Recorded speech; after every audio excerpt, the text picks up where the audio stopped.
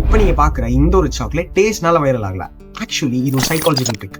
ஃபுல்லா பாருங்க. டிசம்பர் 2023 இந்த ஒரு சாக்லேட் ஒரு ஃபேமஸ் டிக்டாக் இன்ஃபுளுசர் மூலியமா இது ட்ரெண்ட் ஆகுது. இந்த ஒரு சிங்கிள் பார் சாக்லேட்டை சாப்பிடறதுக்கு எல்லா பீப்புள்ஸுமே கிரேசியா சுத்திட்டு இருந்தாங்க. கிரியேட்டர்ஸ் எல்லாம் வீடியோ போஸ்ட் பண்ணி இந்த ஒரு சாக்லேட்டோட டிமாண்டை ரொம்ப ஏத்திட்டாங்க. இந்த சாக்லேட் மேக் பண்றவங்க டிமாண்ட் ஏத்த மாதிரி சப்ளை இன்க்ரீஸ் பண்ணாங்கன்னு கேட்டீங்கன்னா இல்ல. அதுக்கு பதிலா அவங்க லக்ஸரி பிராண்ட் எல்லாம் என்ன பண்ணுவாங்களோ அந்த ஒரு ட்ரிக் பண்ணாங்க.